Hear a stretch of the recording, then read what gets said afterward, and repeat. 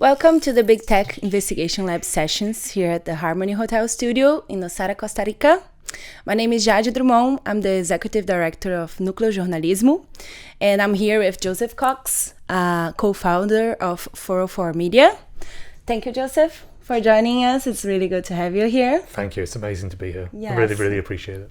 Thank you. So we're going to talk a little bit about gaining sources in the investigation from investigating big techs, and also a little bit on how to create more impact with our stories. So first I wanted to ask you about these new ways or different ways of gaining sources. We know that in Latin America, journalists have more difficulty to find those sources. Like some countries don't have representatives from big tech companies. Like how could they be creative, and what strategies do you think it's best?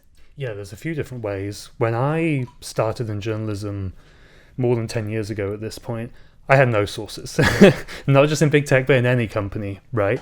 And all I started to do was just cover Google really hard and aggressively, and I wasn't using any sources. Again, I didn't have any inside the company, but I would write critically about the company. And then eventually, over that time, over years, you establish yourself as someone who looks at this company in a certain way, and then people start to reach out.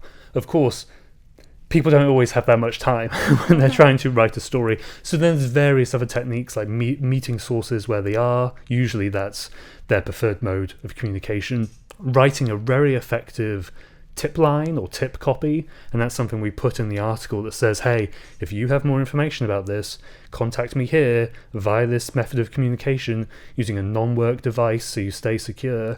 And you do that, of course, in the hope that people reach out, but you always want them to reach out securely and safely, because if your sources start to get burned, then you're not going to get any more in the future as well. So it's really important for journalists to understand what are all the capabilities of these big tech companies, Meta, X, Google, whoever, in identifying sources, because then if you know that as the journalist, you can figure out, well, how could I securely contact this person if I really need to get them on the record or something like that. Mm-hmm. That's interesting.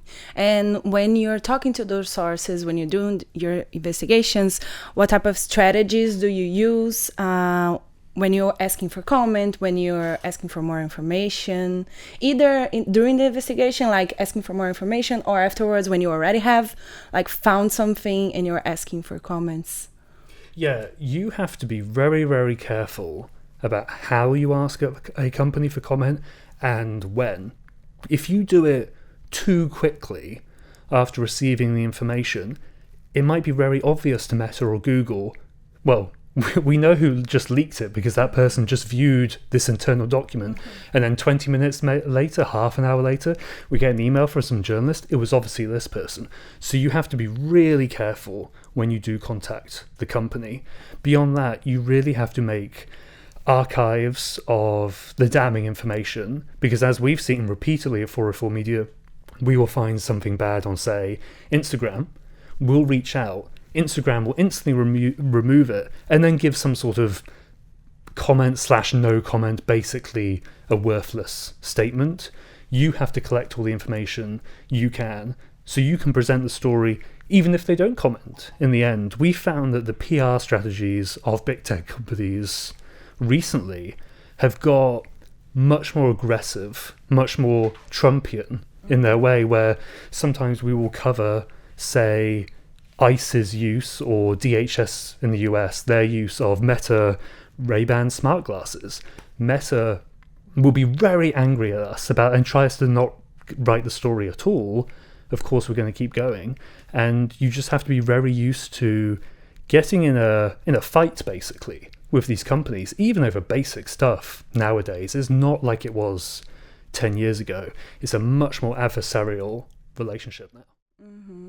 And one thing that we struggle a little bit, I wanted to know also your perspective, is if it also happens to you at 404, that they sometimes they just have generic answers, like and they maybe they are not even trying to kill the story, but the generic answer is like a way of making less important in some way. Do you also face this? How do you deal with those generic comments? And this happens constantly where, they may not outright try to kill a story, but they will downplay it by giving you a very, very boring statement.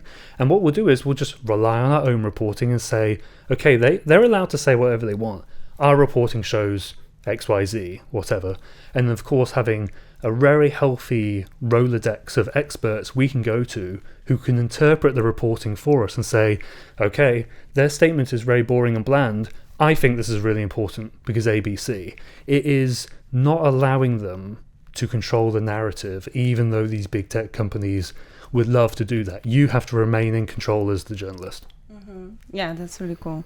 And also, I want to talk to you about impact. So I know your work is very focused on impact. Like, how do you do to increase the impact of your stories? Yeah, so just one example is years ago, I was leaked a bunch of internal Facebook documents about how they did content moderation and that sort of thing. And we did some reporting around that. And then Facebook ended up banning, I think it was white nationalism from the platform. Of course, things have changed now. I'm pretty sure it's back.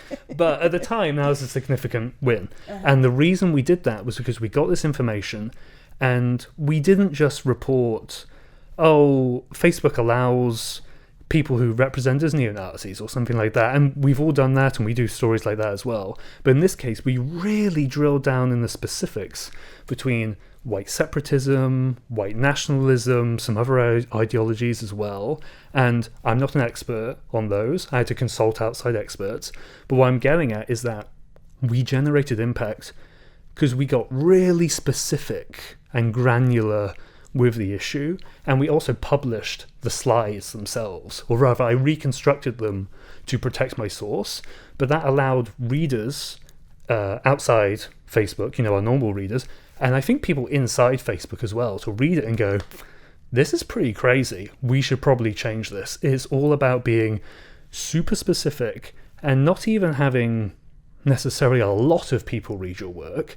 It's getting the right people to read your work. And that could be lawmakers, it could be outside experts, it could even sometimes be employees in the same company that you're writing about as well. Mm-hmm. Do you have some distribution strategy focused on impact, or is something that you gain enough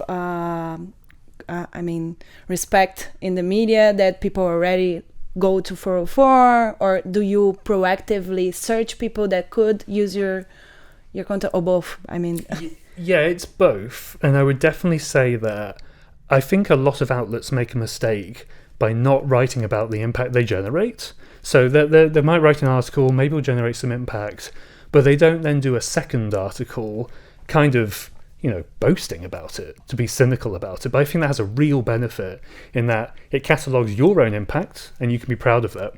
But it also signals to future potential sources, 404 Media or whoever, they get results. I'm going to go to them with my next big leak. And if you keep documenting that, and you, even short articles documenting your own impact, you're going to get more leaks to then generate even more. And that sounds so simple, and it is, but I think it's incredibly effective for getting sort of momentum going when you're covering a company. The Big Tech Investigation Lab is organized by Centro Latino-Americano de Investigación Periodística and Núcleo Jornalismo from Brazil. The event is sponsored by Luminate and Harmony Projects.